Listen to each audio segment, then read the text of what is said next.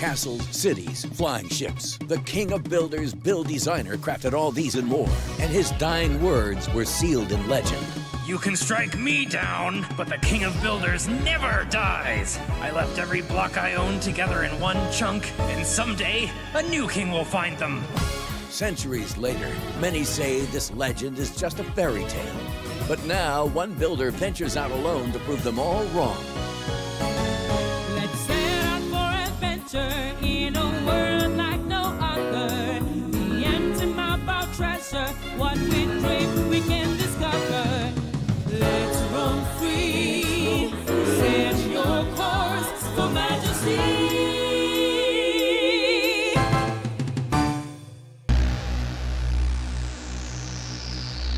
The king of builders.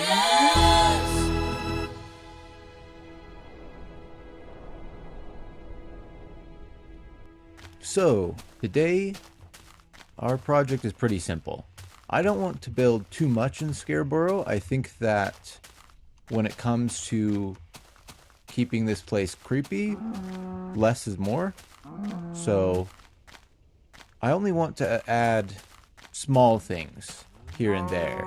And I'm thinking right now, this place doesn't really look like a farm yet. It just looks like a barn in the middle of nowhere. So what I want to do is kind of terraform, basically. Change a bunch of this land and start getting it looking more like farmland and kind of contextualize everything here so that we can tell, okay, this is a farm. A creepy farm, but a farm. Anyway, let's get to it. Lately I've been feeling like I might be like broken as a person.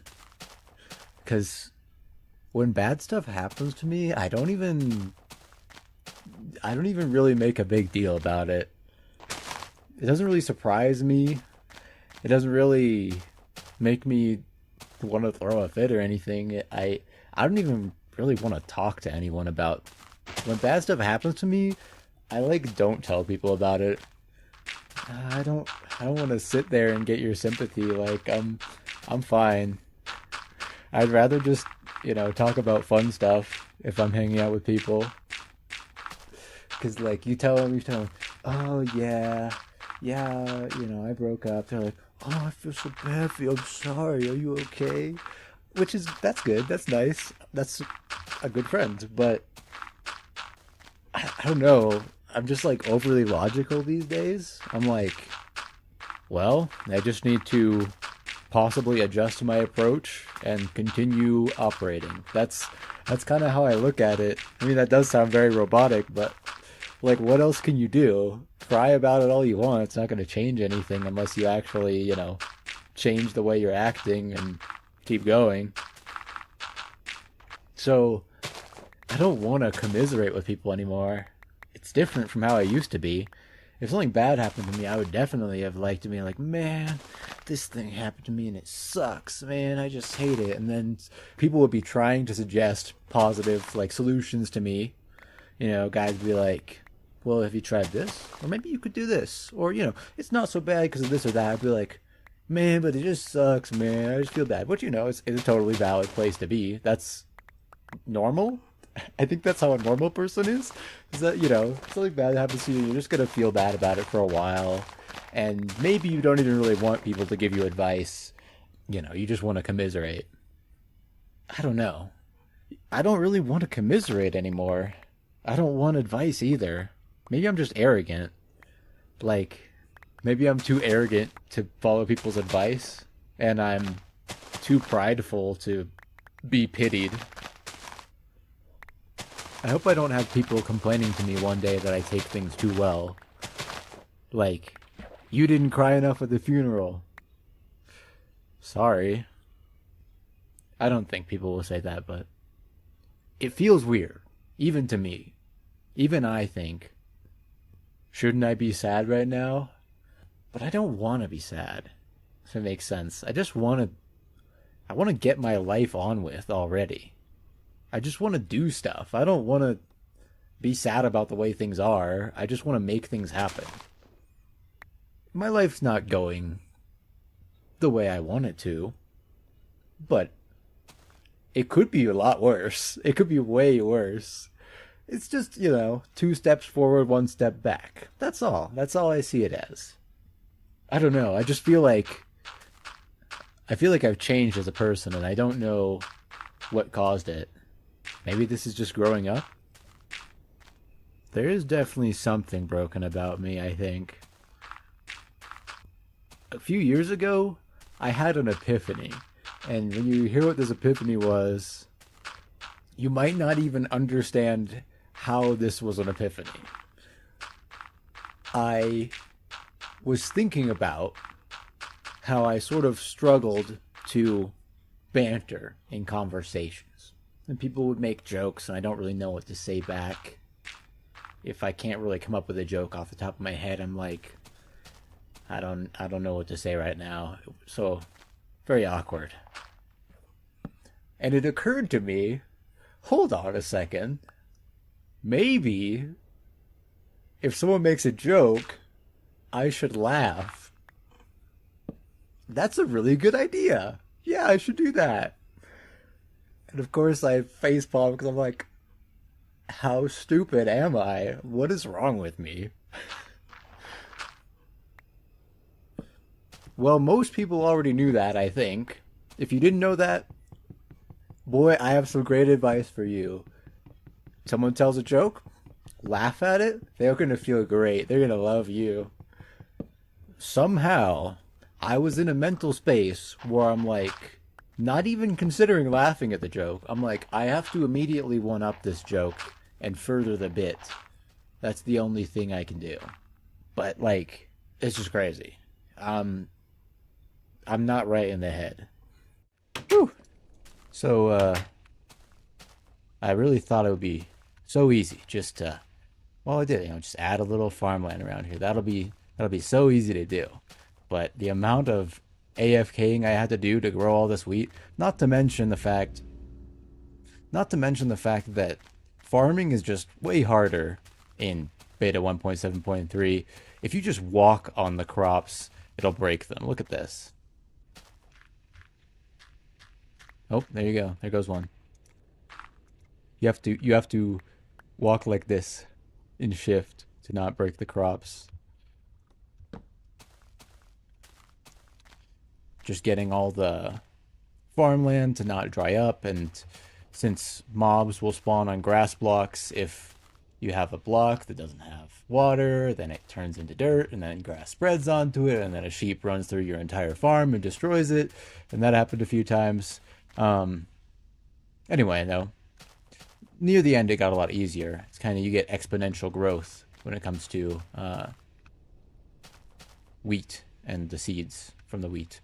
I used to have a little hay stack over here, but I moved it because it was too bright and colorful and happy. So I kind of have it hiding over here. And this is where I've put all the huge amount of wheat that I've been getting from the farm. Can you find the needle in the haystack? And that's pretty much that. It just sort of sets the scene a little bit more. And then on the other side of the barn, I wanted to have like a I thought about doing like sugarcane, but I thought that might be too bright and happy. So I went more for the spooky pumpkin patch, which is mostly just pumpkins. But then in the back, oh, they're staring at us. So creepy. And we just have this like dark brown tilled dirt. I could have used brown wool, but that seems like kind of a waste. So I got all this tilled dirt, so it kind of looks like it's wet farmland where these pumpkins could grow. You can't really grow pumpkins in beta 1.7.3, but we can dream. So now I kind of built out this area. I think from this angle you get a very nice kind of look at this old dilapidated barn. It's a little bit more colorful and friendly now that there are now that the farmland is next to it. But I think it's not too much. I think this is pretty good for making this actually feel like a farm. So if you look, the compass is actually I already checked off camera, but the compass is actually ready to go. It's locked onto the new location, so I could just leave.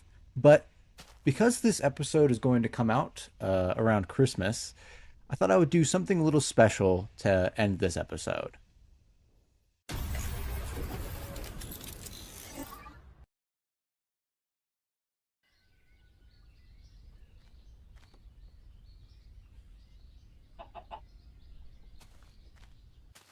I make a point of not using very much music in my videos, but for this once, humor me. Because while I work on this, I want to tell you guys one of my favorite Christmas stories. This Christmas story doesn't take place in Santa's workshop, nor does it take place in a little stable in Bethlehem. This Christmas story comes from World War I. World War I was the beginning of trench warfare, and ended up being one of the most brutal wars ever seen by mankind. When World War I began, both sides thought, this is going to be easy. We're going to wrap this up. A couple of months, we'll go out there, fight, destroy them, and they won't even know what hit them. We'll have things wrapped up in no time. That's what they thought.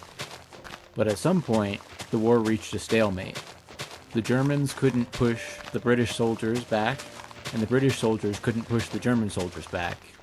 So they stayed in the same trenches, day in and day out, watching their friends get picked off one by one. The conditions in the trenches were so bad that many days they lost more soldiers to succumbing to the weather or things like trench foot than they actually did fighting. You barely got to see the sky, just stuck in these underground trenches with the constant sound of gunfire.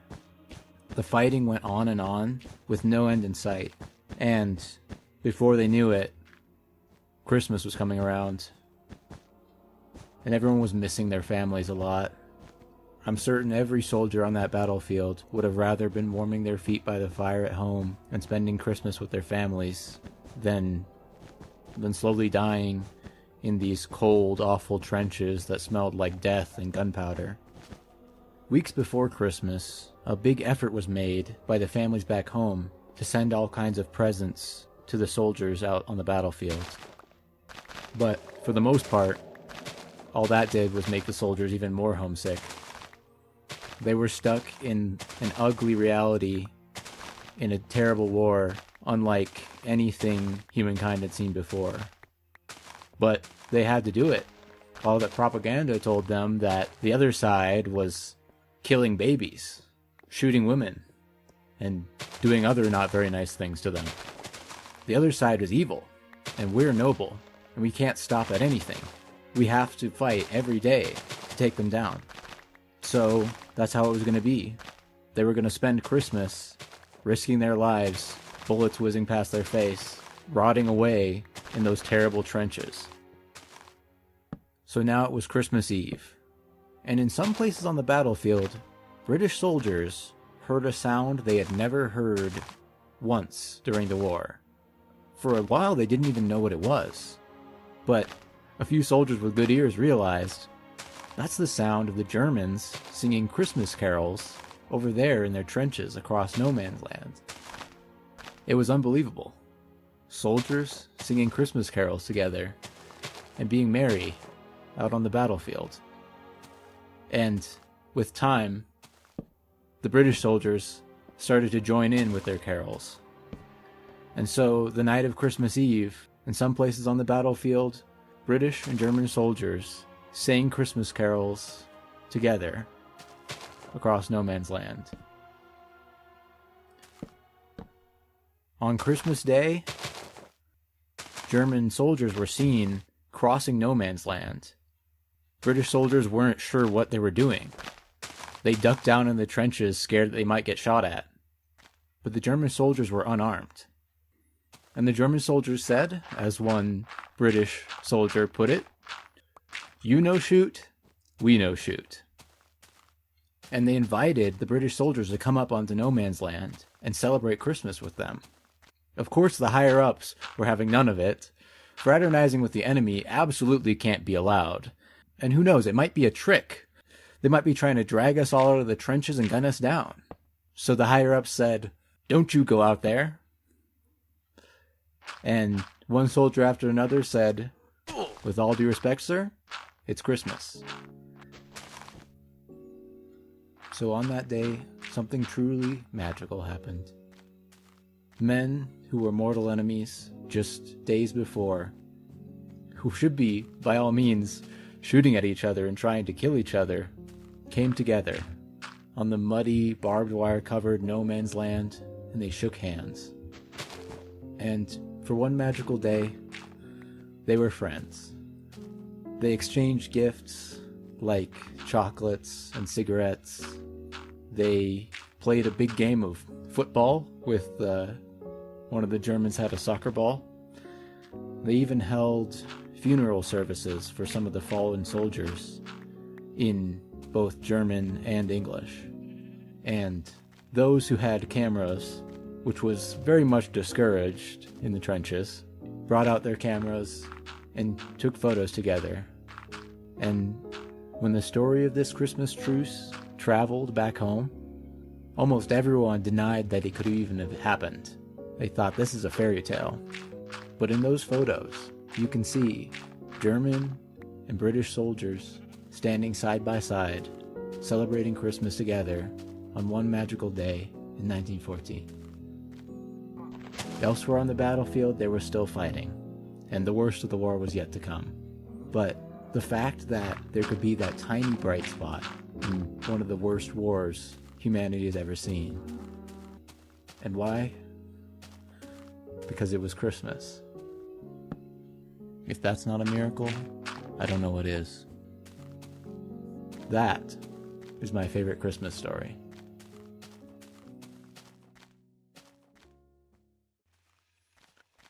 Alright, I don't like it, but we have to go back down here. And I'll explain why. So, one thing you might notice is that I don't really have any items. You might also notice that I've turned the remainder of my diamonds into pants, because I'm not going to be able to take them with me.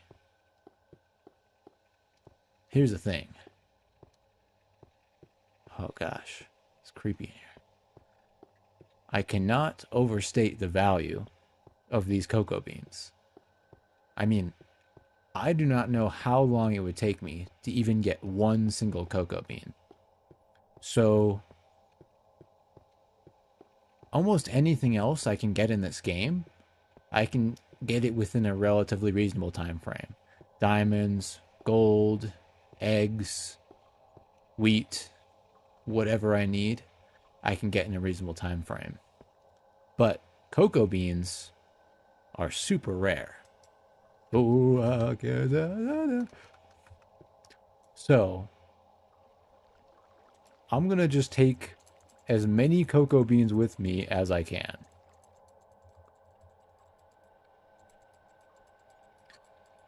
The plan is to travel to the next location with nothing but cocoa beans, which I can't even eat.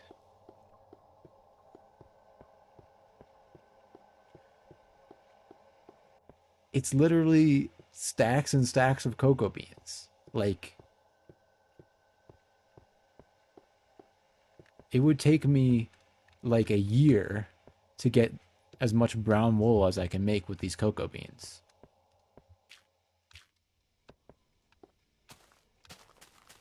So, I've set up this Christmas tree here. Also, I added this little wind vane here that I think really adds to the silhouette of everything and stuff. And I wanted to thank everyone who supported me during this year. So under the Christmas tree, I have left a present for, as far as I know, pretty much every person who's commented on a King of Builders. So I recorded a clip showing the reveals of your presents a little earlier, and I'm going to play that at the end of the episode. But I am going to get the hell out of this creepy place right now.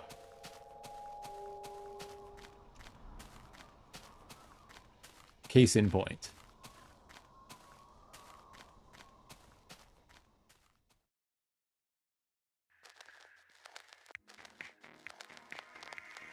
Alright, so here's a little Christmas tree I've set up. I thought I would do this at night because it felt more Christmassy, but we're gonna have to watch out for monsters coming out of the barn, like this guy.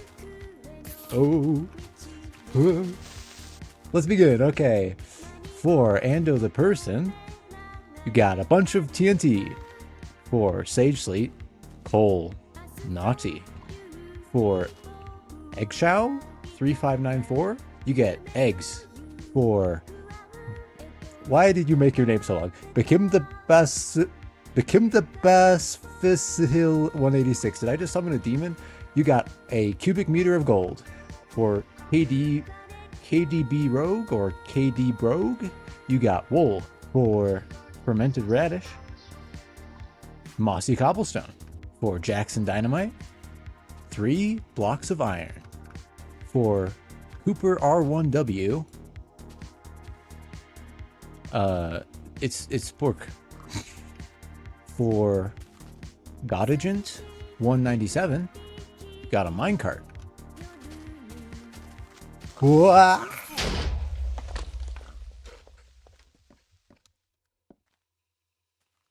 Why are there pork chops? Oh, let's keep going. For Sebosek, bones. For Cakesock, cake's okay.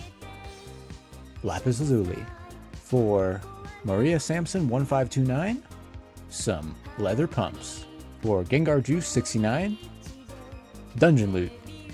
Ooh, For Philip Monsos, a genuine crafting table. For the Sovereign Siocrat 5955, a whole bunch of saplings. For Achintiamura 493, switches and oars. For Two Hats Kieran, a leather hat. For Red Boy 3743, got 32 clay. For Cupid Kate, whole lot of bread. For Roberto Lobos, 3 golden apples. For Refill Duo, diamonds. And last but not least, for Pickle P, lava bucket. So that's all the gifts. I think I showed all of them. I hope I didn't miss anyone. Hang on. Did I forget to put Jack in the field? Where is he anyway?